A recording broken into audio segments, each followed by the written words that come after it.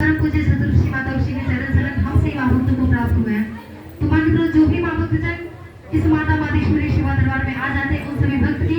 मन की मनोकामनाओं की पूर्ति होती है, ऐसा पचमढ़ा दरबार की मान्यता है। जो माँ भक्तजन इस दरबार के रात्रि के लाइव टेलीकास्ट आरती का दर्शन करते हैं, उनके भी मन की मनोकामनाओं की पूर्ति होती है। तो माँ की तरफ से आवश्यकता है हमसे माँ भक्तों को परम पूज्य सदृष्टि माता श्री के चरणों से जुड़ने के लिए, ताकि हमसे माँ भक्तों का भी जीवन धन्य हो सके। बहुत सारे माँ भक्तजन आते हैं दरबार में, 5 बार नंबर लगाते हैं और फिर नंबर लगाने के बाद आप नहीं आ पाते। तो आप लोग ऐसा मत करिए, आप लोग दरबार में आए और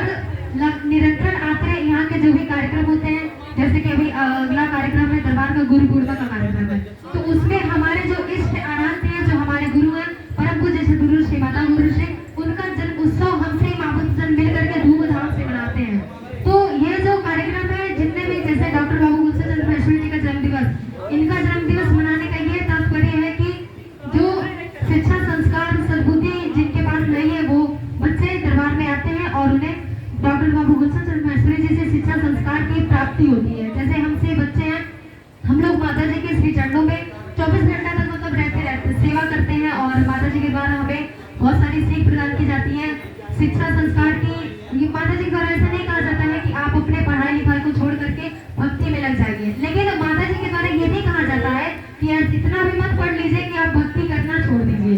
मतलब शिक्षा और संस्कार और भक्ति तीनों को मार्ग पे हमसे माँ भक्तों को परम पूज्य सदृष्टि माता श्री के द्वारा चलाया जाता है। तो आवश्यकता है हमसे माँ भक्तों को भी अपने अपने बच्चे और बच्चियों को दरबार में लाने के लिए, जिससे उन्हें परम पूज्य सदृष्टि माता श्री से प्रेरणा प्रदान हो सके। तो माँ के हम माता जी के चरणों में 24 घंटे रह करके सेवा कार्य करते हैं, तो हमें बहुत ही अच्छा लगता है, बहुत ही आनंद की प्राप्ति होती है माता जी का सेवा करके। जिस प्रकार से मैं भजनों में गाती हूँ कि माता जी मरते दम तक सेवा में हमें लगाए रखिएगा, तो मैं ऐसे नहीं गाती हूँ, सचमुच में मेरा ऐसा मान्यता है, इतना विश्वास है मुझे परम पूज्य सदृष्टि माता श्री के ऊपर कि हमें आप इसी प्रकार से अपनी सेवा में लगाए रखें और अपनी सेवा से कभी वंचित मत करिएगा। तो माँ हमसे माँ भक्तों को भी ऐसा चाहिए। इतना इस दरबार का नाम ही है माता मातेश्वरी सेवा दरबार। तो जो माँ भक्तजन इस दरबार से सेवा और सहयोग से जुड़ जाते हैं, उन माँ भक्तों का भी इस दरबार से कल्याण हो जाता है। और जो माँ भक्तजन पारिवारिक रूप से लगे रहते हैं, यानी कि मातेश्वरी परिवार का सदस्य बन जाते हैं,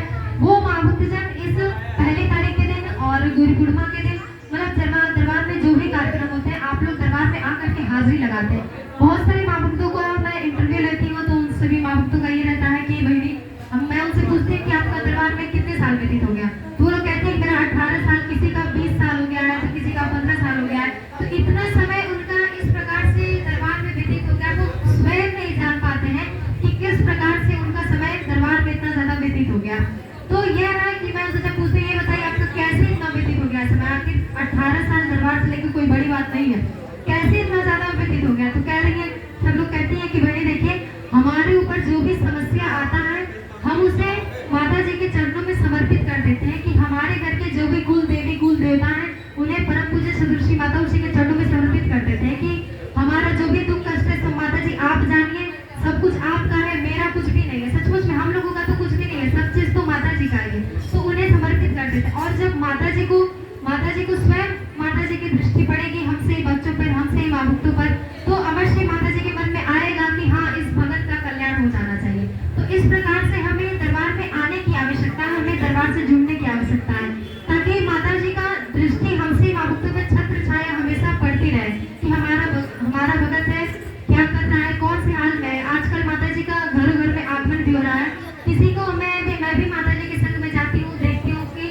जिसका टूटा झोपड़ी है उसमें भी माता जी बैठ जाती है, और किसी का महल है यानी कि घर द्वार, उसमें भी माता जी बैठ। माता जी के द्वारा स्वयं जा करके देखा जा रहा है घरों घरों में कि हमारे भक्तों को किस चीज की आवश्यकता है जो उसे प्रदान की जाए। तो हमसे माँ भक्तों को भी ये माँ भक्तों से प्रेरणा लेने की जरूरत है कि परम पूज्य सदृष्टि माता श्री का आगमन हमसे माँ भक्तों के घर में कराएं, आप लोग अपने अपने घरों में कराएं। और ये भी है कि श्रावण मास से ही महामाया माँ लक्ष्मी का आगमन हुआ है दरबार में, तो उनकी भी पूजा की जाती है, लक्ष्मी माता की यहाँ पे आरती की जाती है। और परम पूज्य सदृष्टि माता श्री के श्री चरणों के साथ महामाया माँ लक्ष्मी जी, अगर आप अपने घर में माता जी का आगमन करवा रहे हैं, तो महामाया लक्ष्मी भी आपके घर में निवास ले लेंगी, आपके घर में स्थान ले लेंगे, जिससे आपसे माँ भक्तों के जो भी दुख दरिद्रता है, जो भी कष्ट कलेश है, वो सब दूर हो जाए। तो माँ के प्रभु आवश्यकता है हमसे माँ भक्तों को परम पूज्य सदृष्टि माता श्री के श्री चरणों से जुड़ने के लिए, और हमसे हमसे माँ भक्तों को अपने जीवन धन्य बनाने की आवश्यकता है। जिस प्रकार से सभी माँ भक्तजन